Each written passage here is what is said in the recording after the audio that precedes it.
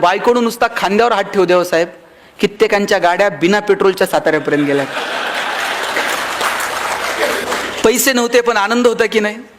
आता एसी गाड्यांमधून नवरा बायको फिरतात. नवरा तिकडच्या खिडकीतनं तिकडं बघतो, बायको इकडच्या खिडकीतनं इकडं बघते. ड्रायव्हर मधल्या आरशातनं दोघांकडे बघत असतो. हे बोलत का नाही? यांना अडचण काय? साधनं वाढत गेली पण आनंद मात्र होरपळून गेला. तुम्ही बघा, शिर्डीला वगैरे अनेक लोक येतात, साईबाबांच्या पेटीमध्ये पैसे टाकतात. ते असं म्हणत नाहीत की मी तुम्हाला बाबा एक सोन्याचं सिंहासन देतो, तुम्ही मला जाताना 2 द्या. त्याच्याकडे 2 पण घ्यायची कॅपॅसिटी आहे. पण हे बाबांना काय म्हणते माहिती आहे का? बाबा मी एवढे पैसे टाकलेत, रात्रीची झोप येऊ दे म्हणते मला. कित्येकांना झोप नाही आहे रात्रीची. आमच्याकडे एकाला झोप येत नव्हती, त्यानं सगळे डॉक्टर केले पण झोप काही येईना. डॉक्टरला म्हणलं डॉक्टर काही करा, पण डॉक्टर म्हणले बाबा माझे इलाज संपले, तू आणखी दुसरा डॉक्टर बघ. कंटाळला आणि घरी निघाला होता आणि रस्त्याला एक महाराज बसलेले होते. महाराजांचे जाऊन पाय धरले. महाराज म्हणले तुला झोप येत नाही, मी काय करू बाबा? नाही म्हणला सगळे डॉक्टर झाले, महाराज काहीतरी उपाय सांगा. महाराज म्हणले आता कुठे याच्या नादी लागता? महाराज म्हणले एक काम कर, ज्याला झोप लागते त्याचा शर्ट घालून झोप म्हणले. हॅलो म्हणला, महाराजांनी एकदम सोपा उपाय सांगितला. तिथून उठला आणि डॉक्टरकडे गेला आणि डॉक्टरांना म्हणला डॉक्टर आता गोळी नको, औषध नको, इंजेक्शन नको, सलाईन नको. म्हणले मग? म्हणले मला तुमचा शर्ट द्या म्हणले. म्हणले शर्ट बावळट आहे का तुझं? ते म्हणले अहो मला महाराजांनी सांगितलंय ज्याला झोप लागती त्याचा शर्ट घालून झोपत जा. डॉक्टर म्हणले तुला कुणी सांगितलं मला झोप येते नीट म्हणून? हॉस्पिटल बांधायला कोटीत कर्ज काढलंय, बँकेचा हप्ता जवळ आला का गरज नसताना पेशंट ऍडमिट करावं लागतंय, गरज नसताना सलाईन लावावं लागतंय, त्याच्यात मेहुण्याला मेडिकल टाकून दिलंय. ते मेहुण्यालाच द्यावं लागतं साहेब, अलिखित नियम आहे. महिना अखेरला आमची भांडणं, वादावादी, अजिबात झोप नाही. उठ म्हणले दोघं मिळून शोधू कुणाला झोप लागते.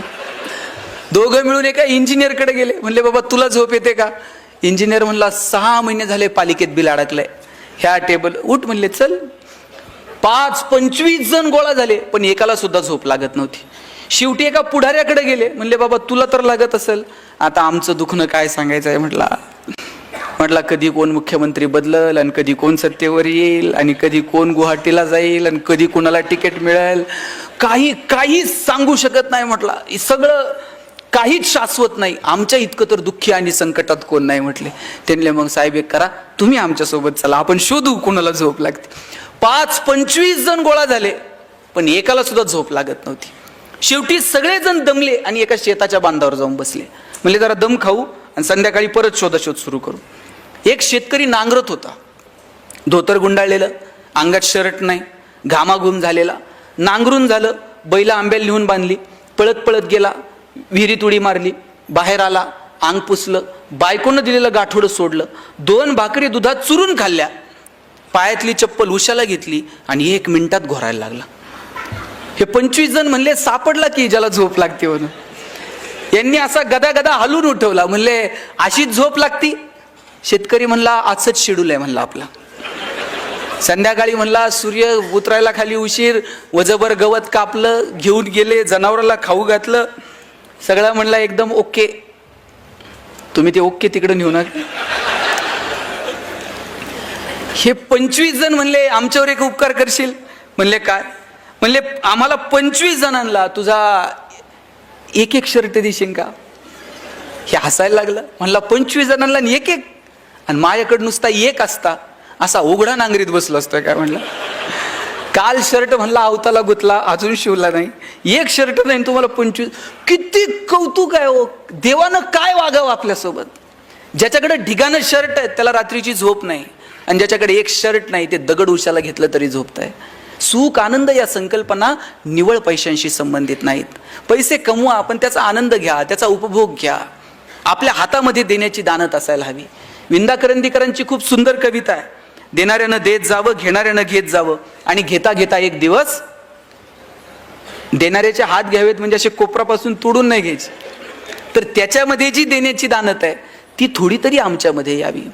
हिरव्या पिवळ्या डोंगरांकडून हिरवी पिवळी शाल घ्यावी, सह्याद्रीच्या कड्याकडून छातीसाठी ढाल घ्यावी, वेड्यापिच्या ढगांकडून वेडेपिसे आकार घ्यावेत, मातीमधल्या प्रश्नासाठी पृथ्वीकडून हुंकार घ्यावेत, उसळलेल्या दर्याकडून पिसळलेली आयाळ घ्यावी आणि शांत वाहणाऱ्या भीमेकडून तुकोबाची माळ घ्यावी.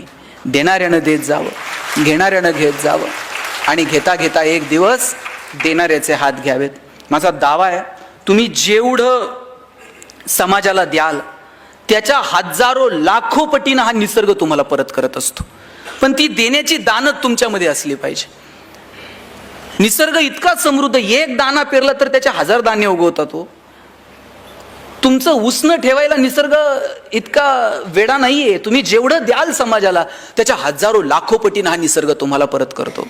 मी म्हणत नाही तुमच्याकडे आहे ते सगळं समाजाला वाटून टाका, पण ज्यांची बाग फुलून आली त्यांनी 2 फुलं द्यावीत, ज्यांचे सूर जुळून आले त्यांनी 2 गाणी गावीत, ज्यांच्या दारात आभाळ भरून आलं त्यांनी ओंजळभर पाणी द्यावं, आणि ज्यांची उंची आभाळाला टेकली त्यांनी अशाच मानावर करून बघू नये, थोडंसं खाली झुकावं. आणि जी माणसं मातीत मिसळतात त्या मातीत मिसळणाऱ्या माणसांना थोडंसं वरती उचलून घेता येईल का? मला वाटतं याच्यासाठी काम करावं. बाबा आमटे नगरपालिकेतनं असे बाहेर पडले. एक कुष्ठरोगी पावसात भिजत होता. त्या पावसात भिजणाऱ्या कुष्ठरोग्याला उचलायला गेले आणि उचलता उचलता त्या कुष्ठरोग्याची बोटं तुटून आली बाबांच्या हातात. घरी गेले, बायकोनं जेवायला वाढलं, एक घास सुद्धा बाबांनी गिळला नाही. लहान मुलासारखं बाबा रडायला लागले आणि बायकोनं विचारलं, रडता का? एक कुष्ठरोगी बघितला, त्याचं दुःख बघून डोळ्यात पाणी आलं. माई म्हटल्या, मग तुम्ही रडून त्याचं दुःख कमी होणार आहे का? चला दोघं जाऊ आणि त्याला घेऊन येऊ. दोघं नवरा बायको गेले, त्याला घेऊन आले आणि पाहता पाहता काट्याच्या वनात सुद्धा सुंदर आनंदोन उभं राहिलं. पण समाजाकडे पाहण्याची जी दृष्टी आहे ना, ती दृष्टी आपल्याकडे अपेक्षित आहे. हो, ती दृष्टी कशातनं मिळते?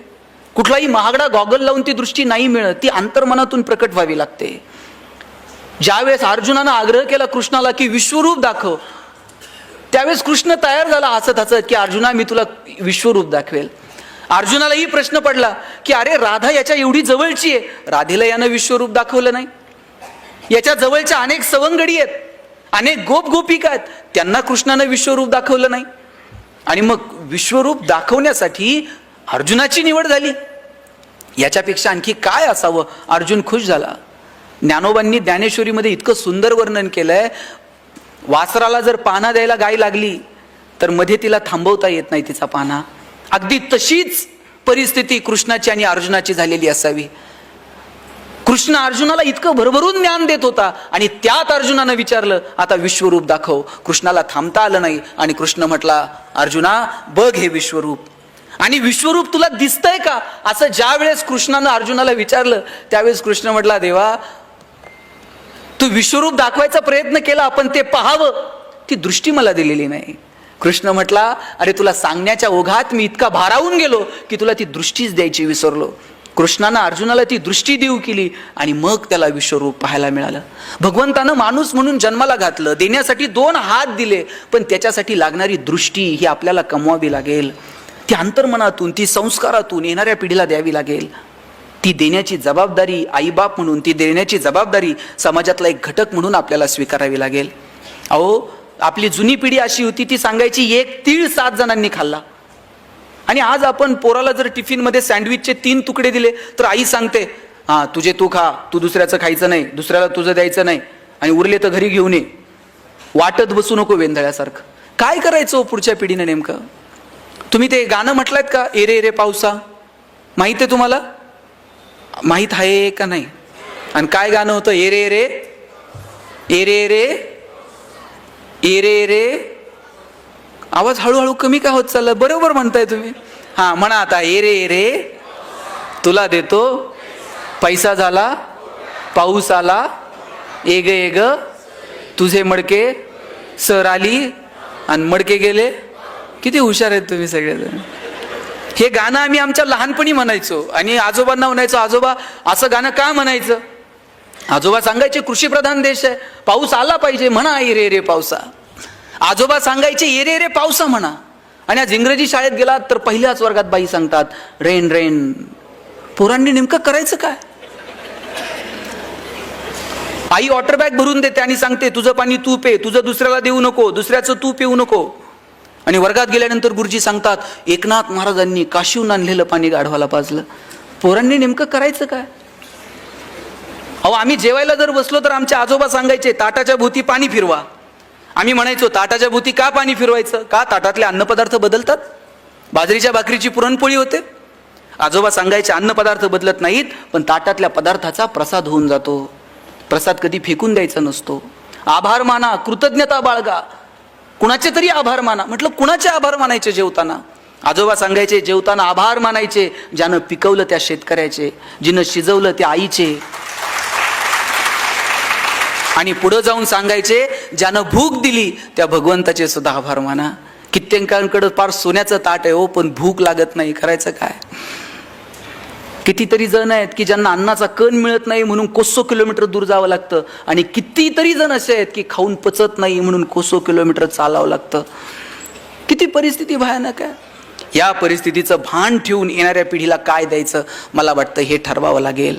आपल्यामध्ये देण्याची दानत असायला हवी. तुम्हाला एक छोटं उदाहरण सांगतो, कळणाऱ्यांना कळेल. आमच्याकडे एक जण आहे, आम्ही त्याच्याकडे गेलो आणि म्हटलं साहेब शाळा बांधायची, शाळेला जरा वर्गणी द्या. गावातली 10-5 पोरं माझ्यासोबत होती, म्हणली शाळेला वर्गणी द्या. वर्गणी द्या म्हटल्याबरोबर ते म्हटलं वर्गणी म्हणजे देणगी. म्हटला मी बायको आजारी पडली तर कधी लवकर दवाखान्यात नेलं नाही, पोराची कधी नीट फी भरली नाही, आणि गावातली शाळा आणि तिला वर्गणी आणि तिला पैसे, येडाबिडा आहे काय म्हटलं. आम्ही सगळे नाराज होऊन निघालो. तेव्हाच त्या माणसानं हाका मारली, म्हटली पोरांनो एक काम करा, तुम्हाला मी शाळेला पैसे देईन पण माझी एक अट आहे. म्हणले काय? नीट लक्ष देऊन ऐका. अट काय? म्हटलं माझे 2 डोळे आहेत, यातला एक खोटा आहे आणि एक खरा आहे. म्हणले यातला खोटा डोळा कोणता हे जर तुम्ही पोरांनो ओळखलं तर म्हणले मी तुम्हाला मागल तेवढे पैसे देईन.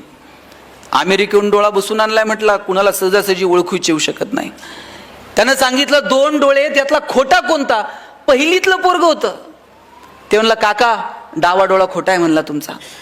ह्याला आश्चर्य वाटलं, कुणालाच ओळखता येत नाही, पहिलीतल्या पोरानं ओळखलं डावा डोळा खोटा. त्या माणसानं विचारलं बाबा तू कसं ओळखलं की माझा डावा डोळा खोटा आहे? पोरग म्हटलं काका तुमच्या डाव्या डोळ्यात आम्हाला थोडीशी करुणा दिसली, थोडंसं प्रेम दिसलं, थोडीशी सहानुभूती दिसली, आणि म्हटलं हाच खोटा असला पाहिजे. तुमच्या वागण्यावरनं तर वाटत नाही खऱ्या डोळ्यात ती शिल्लक आहे. काय जगतो आपण? 1 रुपयाचं नाणं वर जाणार नाही, आपण कशासाठी भांडतो? भगवान श्रीकृष्ण करंगळीवरती पर्वत उचलतो आणि बासरी मात्र 2 हातांनी घट्ट पकडतो.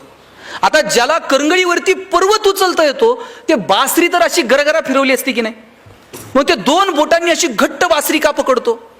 कारण कृष्णाला ठाऊक आहे पराक्रम हा रणांगणात गाजवायचा असतो आणि नात्यांमध्ये प्रेम जपायचं असतं. आपण उलट करतो, नात्यांमध्ये पराक्रम गाजवतो आणि रणांगणात शस्त्र खाली ठेवतो. नात्यांमध्ये काय पराक्रम गाजवायचा हो? 10 वर्ष झालंय भावाचं तोंड बघितलं नाही, काय पराक्रम आहे? एकाच आईच्या पोटी जन्माला आलेले 2 भाऊ ज्या बांधावर काहीच पिकत नाही त्याच्यासाठी भांडत बसतात. दोघांच्या भांडणात वकील 2 एकर विकत घेते हो. कसला पराक्रम आहे? 10 वर्ष झालंय बहिणीचं तोंड बघितलं नाही, बहिणीच्या दारात गेलं. ती गेल्यानंतर तुम्ही साडीन चोळी घेऊन जाल, तिला कळतंय का भाऊ आलाय आणि आता रडतोय? नात्यांमध्ये पराक्रम नसतो गाजवायचा, नात्यांमध्ये प्रेम द्यायचं असतं, आणि रणांगण गाजवायला पराक्रम रणांगणात गाजवायचं असतो. आपण उलट करायला लागलो, नात्यांमधली मजा हरवून गेली आणि आपण इकडे तिकडे साधनांमध्ये मजा शोधायला लागलो. माझं सांगणं आहे, मी जास्त वेळ आपला घेत नाही, पण एक सांगतो की आयुष्य खूप सुंदर आहे. छोट्या छोट्या गोष्टींचा आनंद घ्या. आपल्या प्रत्येकात काहीतरी वेगळेपण आहे, ते वेगळेपण आपल्याला ओळखता आलं पाहिजे.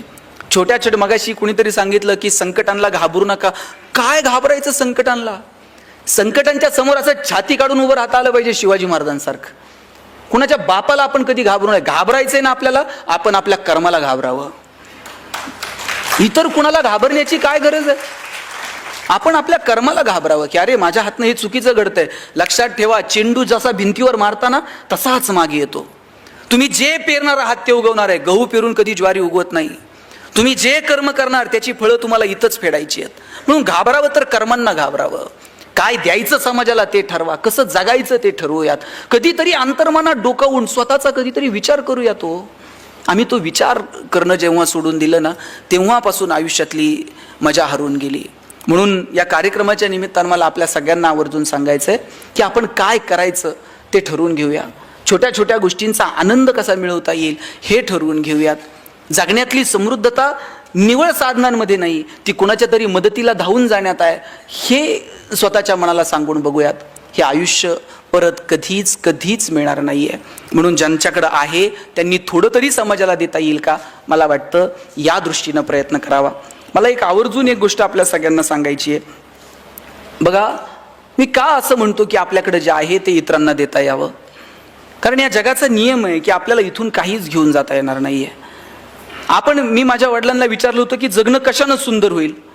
वडील म्हटले होते, तू यादी कर की आतापर्यंत तुला किती लोकांनी मदत केली. मी ती यादी करायला घेतली. मला गावात ह्या माणसानं मदत केली, शाळेत ह्या माणसानं मदत केली, कॉलेजमध्ये या माणसानं मदत केली. मी 100-150 लोकांची यादी केली की या 150 लोकांनी मला माझ्या आयुष्यात आजपर्यंत मदत केली. वडील म्हटले, वा, तुला आठवत आहेत ती माणसं की ज्यांनी तुला मदत केली. आता दुसरी यादी कर, तू किती लोकांना मदत केली आयुष्यात. साहेब, मी ती यादी करायला घेतली, 5-6 लोकांपेक्षा जास्त नावं मी लिहू शकलो नाही. वडील म्हटले, ज्या दिवशी तुझी दुसरी यादी पहिल्या यादीपेक्षा मोठी होईल ना, त्या दिवशी जगणं सुंदर होऊन जाईल.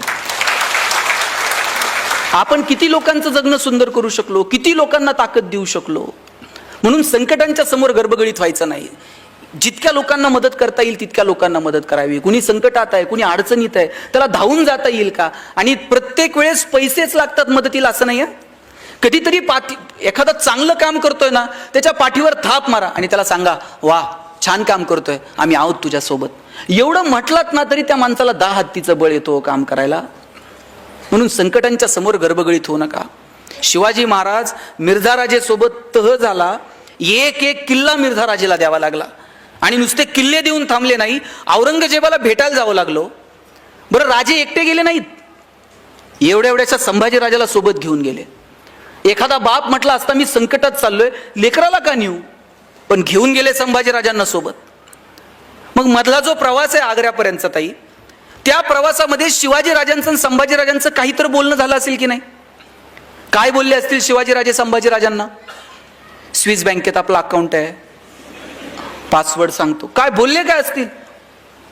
शिवाजी राजांनी सांगितलं असेल, शंभूराजे, आतापर्यंत तुम्ही जिंकणं बघितलं, आतापर्यंत तुम्ही यश बघितलं, आयुष्यातला संघर्ष सुद्धा जवळून बघा, चला माझ्यासोबत. घेऊन गेले. तिथं गेल्यानंतर औरंगजेबाने एक हत्ती भेट म्हणून दिला संभाजी राजांना. आणि थोडीशी गंमत करावी म्हणून दिलेर खान म्हटला, शंभूराजे, आप इतने छोटे हो और हाथी इतना बड़ा है, इस हाथी को आप महाराष्ट्र में कैसे ले जाओगे. एवढासा संभाजी राजा दिलेर खानाच्या डोळ्यात डोळे घालून सांगतो, ये तो जानवर है, बैठ कर जाएंगे, नहीं आया तो खींच कर ले जाएंगे, लेकिन हमारे आबा साहब ने जो आपको किले दिए हैं वो तो अभी महाराष्ट्र में है, उन्हें आप आगरा कैसे ले आओगे. एवढासा संभाजी राजा पण माहित होता, आता तहात दिलेत आणि मग घेऊ की परत एक एक, त्यात काय असतंय. दत्ताजी शिंदेच्या मानेवर तलवार ठेवली होती आणि विचारलं, क्यों पटेल और लढोगे. आणि त्याही अवस्थेत दत्ताजी शिंदे म्हटला, क्यों नाही, बचेंगे तो और भी लढेंगे. संकटाच्या समोर असं उभं राहायचं ना, संकटाला वाटलं पाहिजे कुडून याच्या नादाला लागलो. आणि प्रत्येक वेळेस संकटाशी 2 हात केलेत पाहिजे असं नाही. डोंगर पोखरत बसू नका हो, कधी कधी डोंगराला वळसा घालून निघून जा. प्रत्येक वेळेस संकटाच्या समोर भांडलंच पाहिजे असं नाही. कधीतरी दुर्लक्ष करा, कधीतरी मिश्किलपणे सामोरं जा. संकटाच्या समोर मिश्किलपणे सामोरं जाणं काय असतं ना, तुम्हाला एक गंमत सांगतो. तुम्हाला महमूद माहित आहे का? महमूदचे पिक्चर बघितलेत? आम्ही एक महमूदचा पिक्चर पाहिलेला. त्या महमूदच्या छातीवर एका गुंडानं बंदूक ठेवली होती. आता याच्यापेक्षा मोठं संकट काय असू शकतं? थेट गुंडानं तुमच्या छातीवर बंदूक ठेवली. त्या महमूदच्या छातीवर बंदूक ठेवली आणि विचारलं, बोल तेरी आखरी ख्वाहिश क्या है. छातीवर बंदूक आहे आणि विचारलं, बोल तेरी आखरी ख्वाहिश क्या है. महमूद म्हटलं, आखरी ख्वाहिश तेरी बंदूक मुझे दे दे. म्हटलं, काय म्हणायचं याला. कधी कधी संकटाच्या समोर असं मिश्किलपणे सामोरं जाता आलं पाहिजे हो. म्हणून संकटांच्या समोर गर्भगळीत होऊ नका. छोटी संकट आहेत, वेळ निघून जाते. मगाशी मॅडमही बोलताना म्हटल्या, संकट कायम नाही आहेत, ती वेळ जाणार आहे, ती टळून जाणार आहे. पण तिच्या समोर सामर्थ्यपणे उभं राहण्याची ताकद आपल्यामध्ये असली पाहिजे. ती ताकद येणाऱ्या पिढीमध्ये निर्माण करा. त्या पिढीला वेळ द्या. सगळ्यात महत्त्वाचं म्हणजे येणाऱ्या पिढीला भरभरून वेळ द्या. मला अमिताभ बच्चनचा हेवा वाटतो. त्याची कंपनी कर्जाच्या याच्यात पूर्ण बुडून गेली होती हो. एखादा म्हटला असता की मी इतकं सुंदर करिअर केलं, एवढा छान, आणि परत मी शून्यातनं स्वतःला उभं करायचं. गर्भगळीत झाला असता एखादा माणूस. पण हा तोच अमिताभ आहे ज्या अमिताभला आकाशवाणीमध्ये तुझा आवाज चांगला नाही म्हणून नोकरी नाकारली होती. हिरोईन त्याच्यासोबत काम करायला तयार नव्हत्या, म्हणायच्या तू खूप लंबू आहे, तुझ्यासमोर आम्ही बारीक दिसू, तुझ्यासोबत आम्ही काम करायला तयार नाही होत. त्या अमिताभनं स्वतःची बॉलिवूडमध्ये अशी काही उंची सेट केली, आता त्याला बॉलिवूडचा शहनशाह म्हणतात. कोरोनाच्या काळात कुणाचा आवाज ऐकायला येत नव्हता, पण फोन लावला का अमिताभचा आवाज ऐकायला यायचा. याच्यापेक्षा काय करिअर असते. आत्ताही तुम्ही टीव्ही लावून बघा, 5 मिनिटाला अमिताभ दिसतो.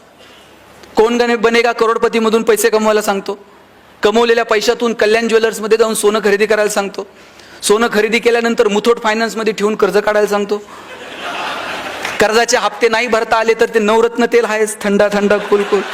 कुठं नाही अमिताभ, कुठं नाही हो. का का आम्ही हरायचं आणि का किती आदर्श तुमच्या माझ्या डोळ्यात. तुम्ही सचिन तेंडुलकरची उंची किती हो. उंचीनं कमी असणारा माणूस, पण सचिनला बाउन्सर खेळता येत नव्हता, हाईट कमी होती. एक बाउन्सर आला वॉकर युनिसचा, नाकावरती लागला, रक्त यायला लागलं. लोक म्हटले आता याला स्ट्रेचरवरती न्यावे लागेल पॅव्हलियनमध्ये. सचिननं असं तोंडावरती पाणी मारलं, क्रीजवरती जाऊन उभा राहिला, अशी बॅट आदळली आणि समोरच्या फलंदाजाला सांगितलं रुक मै खेलेगा. आणि सचिननं कितीतरी बाउन्सर असे मैदानाच्या बाहेर टोलावून लावले आणि आज क्रिकेटच्या क्षेत्रातला बाप झाला सचिन तेंडुलकर. अहो कितीतरी बाउन्सर येतील आपल्या या अंगावर, फटकावून लावायचे थेट स्टेडियमच्या बाहेर. कधीतरी प्लेट करा, कधीतरी एखादा सोडून द्या, प्रत्येकच फटकावलं पाहिजे असे नाही. पण कधी काय भूमिका घ्यायची हे ठरवता आलं पाहिजे. आयुष्य खूप गोड आहे, खूप सुंदर आहे, त्यातला एका एका पावलाची मजा घ्या आणि नात्यांना वेळ द्या. तुमच्या ऑफिसमधलं तुम्ही कुटुंबात कमी तितके तुमच्या ऑफिसमध्ये आहात, बरोबर. तुम्ही फील्डवर इतका वेळ आहात की तितके तुम्ही घरात पण नाही आहात. मग ऑफिसमधलं वातावरण किती छान असलं पाहिजे. तुम्ही ऑफिसमध्ये काम करताना तुमच्या बॉसला तुमची गरज वाटली पाहिजे इतकं काम तुम्ही केलं पाहिजे. म्हणजे एखाद्या दिवशी जर तुम्ही आला नाहीत ना, तुमची उणीव तुमच्या बॉसला जाणवली पाहिजे. असंच एका कंपनीत मी लेक्चर देत होतो आणि म्हटलं तुम्हाला तुमचं सेल्फ अप्रायझल जर करायचं आहे ना, तर तुमच्या बॉसला तुमची उणीव जाणवली पाहिजे. म्हणजे तुम्ही जर एखाद्या दिवशी रजेवर आहात, तुमच्या वरिष्ठ अधिकाऱ्याला वाटलं पाहिजे अरे आज ते नाही आहेत त्याच्यामुळे ते जरा अडचण आली. तुमची उणीव जाणवली तर समजावं की आपण कामाचे आहोत. दुसऱ्या दिवशी एकानं ऑफिसच्या चाव्याच लपून ठेवल्या ऑफिसला निघून गेलं. म्हटलं हे काय, म्हणलं उणीव जाणवली पाहिजे, दिवसभर फोन करताय म्हणल्या मला. हे असलं नाही हो, डिवोशननं काम केलं पाहिजे. आपल्याकडे ना स्ट्रेस मॅनेजमेंट नावाचा प्रकारच अस्तित्वात नाही. आपल्याकडे स्ट्रेस फक्त डायव्हर्ट करायचा, ह्या टेबलवरून त्या टेबलवर, त्या टेबलवरून त्या टेबलवर, वरतून आलं वसुली करा, त्यांनी लगेच खाली, ह्यांनी खाली. म्हणजे शेवटच्या माणसाला कळत नाही आता मी राग कुणावर काढू. ते घरी जाऊन बायकोला काहीतरी शिव्या देत आहे, बायकोला कळत नाही मी काय करू, ती पोराला लाटणं फेकून मारते. आता पोराला कुणीच उरत नाही, ते बाहेर कुत्र्याला जाऊन दगड मारते, ते तिसरंच कुणाला तरी चावतंय.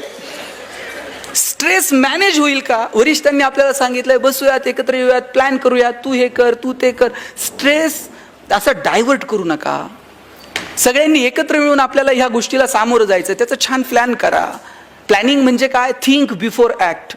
कोणतीही कृती करायच्या अगोदर केलेला विचार म्हणजे planning. Proper utilisation of the resources. तुमच्याकडे जे रिसोर्सेस आहेत ते तुम्हाला प्रॉपर वेने युटिलाइज करता येतील का त्याचा विचार करा. मग जगण्यात असो किंवा तुमच्या कामात असो. भगवंतानं आपल्याला प्रत्येकाला काहीतरी वेगळं दिलंय. आपल्यातलं वेगळे पण काय ते स्वतःला विचारा, ते स्वतःला वारंवार सांगा. ह्या तुझ्या स्ट्रेंथ आहेत, हे तुझे विकनेस आहेत, हे विकनेस तुला कमी करायचे, ह्या स्ट्रेंथ तुला वाढवायच्यात. मी कॉलेजला गेलो, आमच्या सरांनी मला विचारलं गणेश तुला MBA कशात करायचं. मी म्हटलं मला ह्युमन रिसोर्स मॅनेजमेंटमध्ये MBA करायचं.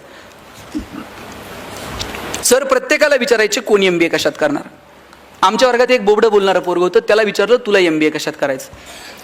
तर म्हटलं सर मला मार्केटिंगमध्ये MBA करायचं. म्हटलं सर म्हटले तुझं बॅकग्राऊंड कॉमर्स आहे, तुला नीट बोलता आहे ना, मार्केटिंगमध्ये चांगलं बोलावं लागतंय, तू कॉमर्समध्ये तू फायनान्समध्ये MBA कर.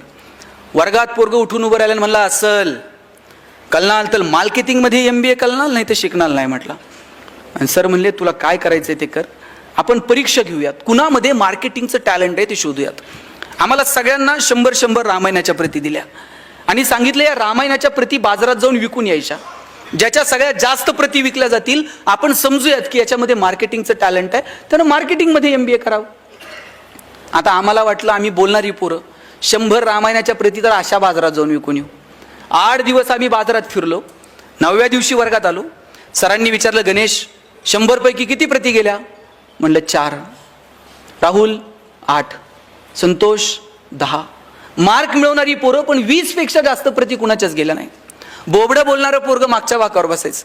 त्याला विचारलं, तुझ्या किती प्रती गेल्या रे? म्हणला, सल 100च्या 100 प्रती विकून आलो म्हटलं. आणि सर म्हणले, केलं काय? मार्केटिंगची कोणती स्ट्रॅटेजी, कोणतं रेफरन्स बुक?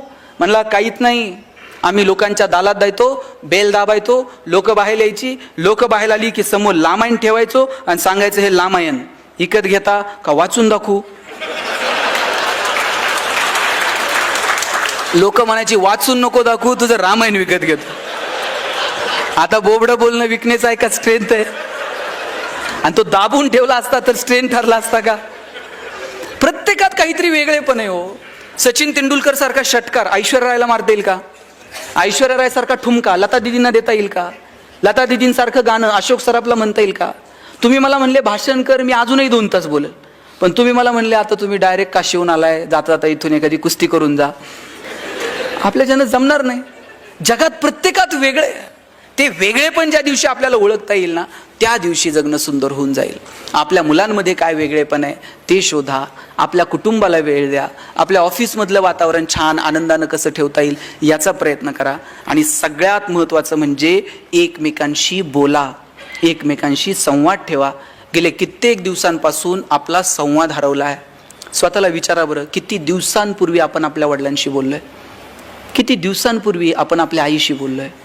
किती दिवस होऊन गेलेत आपला आणि आपल्या वडिलांचा स्पर्श नाही आहे, आपला आणि आपल्या आईचा स्पर्श नाही आहे. अरे स्पर्शांमधली मजा एक वेगळी आहे. काय लागतो आई आणि वडिलांसोबत स्पर्श ठेवायला? घरातून बाहेर पडताना ज्यांच्या ज्यांच्या नशिबानं घरात आई आहे त्यांनी घरातून बाहेर पडताना आईच्या पायावर डोकं ठेवून बघा. आई असं काळीच काढून देते, माझं आयुष्य तुला लाभू दे म्हणते. बापाच्या पायाला फक्त तुम्ही हात लावून बघा, बाप असा पाठीवर थाप मारतो, पठ्ठ्या सुखात राहा म्हणतो. लेकुराचे हित वाहे माऊलीचे चित्त, ऐसी कळवळ्याची जाती करी लाभा विन प्रीती. लाभा विना प्रेम करणारं जर जगात कोण असेल ना, तर फक्त आणि फक्त तुमची आई आहे. मला सांगा पुरींनो, तुम्ही माहेरी गेलात, माहेर कुठपर्यंत? जोपर्यंत माहेरात आई आहे तोपर्यंत. बरं, तुम्ही माहेरावरून सासरी येताना आईनं तुमची पिशवी कधी रिकामी पाठवली का? 4 वांगे घालून देईल, 4 शेंगा घालून देईल. तुम्ही कितीही श्रीमंत असा, तुमचं सासर कितीही श्रीमंत असू दे, आईनं कधी पिशवी तुमची रिकामी पाठवली नाही.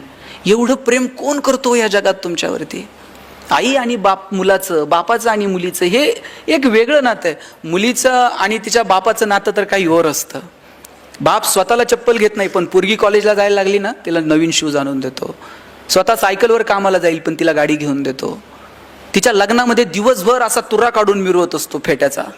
पण ज्यावेळेस पुरीचं कन्यादान होतं त्यावेळेस असा हात जावायच्या हातात देतो, खाली मान घालतो आणि सांगतो, जावई बापू तळ हाताच्या फोडाप्रमाणे जपली, आता सांभाळून घ्या. दिवसभर त्याच्या डोळ्यातून एकही पाण्याचं थेंब येत नाही. पण पुरीची गाडी एकदा नजरेआड झाली ना, मग खांबाच्या पलीकडे जातो आणि एकटाच रडतो. तो बाप असतो. मला वाटतं ज्या वेळेस तुमचे वडील, बघा तुमचे वडील आता रिटायर झालेत, ते तुम्हाला फोन करतात, आठवड्यातनं कधीतरी फोन करतात. तुम्ही गडबडीत आहात हे जर वडिलांच्या लक्षात आलं ना, वडील पटकन म्हणतात, हां बाई सहज केलता, ठेवतो फोन, करेल नंतर. त्यांना कळतं की मुली आता त्यांच्या संसारात आहेत, मुलं त्यांच्या संसारात आहेत. पण अशा वेळेस आवर्जून परत कॉल करा. एक वाक्य आईबापाचं काळीच पिळवटून टाकणार असतं पोरांचा फोन ठेवताना. आई म्हणते, बाप म्हणतो, बाबांनो आम्ही आहोत तोपर्यंत येत चला. ज्या दिवशी तुमचा बाप तुम्हाला म्हणेल ना, आम्ही आहोत तोपर्यंत येत चला, तेव्हा तुमच्या मीटिंग, तुमचे सगळे प्रोग्राम्स थोडेसे बाजूला ठेवा आणि कधीतरी जन्म दिलेल्या आईला बापाला भेटायला जा. ही माणसं परत सापडत नाहीत. वर्षश्राद्धाला कितीही गाव जेवण घातलं आणि कितीही मोठे फ्लेक्स लावले आणि तुम्ही देवाला म्हटलात, खूप पाहुणे जमलेत, गेलेल्या बापाला, गेलेल्या आईला 5 मिनिटासाठी पाठवा, परत पाहता येत नाही. या जगात इकडं तिकडं देव सापडो न सापडो मला माहीत नाही, पण देवानं प्रत्येक घरात आईबाप म्हणून जन्म घेतलाय. त्याची किंमत तुम्ही कशानंच फेडू शकत नाहीत. म्हणून ज्यांच्या ज्यांच्या नशिबानं आईबाप जिवंत आहेत त्यांना जपा, त्यांच्याशी संवाद ठेवा. घरातली म्हातारी माणसं ट्यूबलाईट इतका प्रकाश देत नाहीत, पण त्यांचं देव घरात निरंजनासारखं तेवत राहणं महत्त्वाचं असतं. ते विझून गेलं ना, मग त्या लोकांची किंमत कळायला लागते.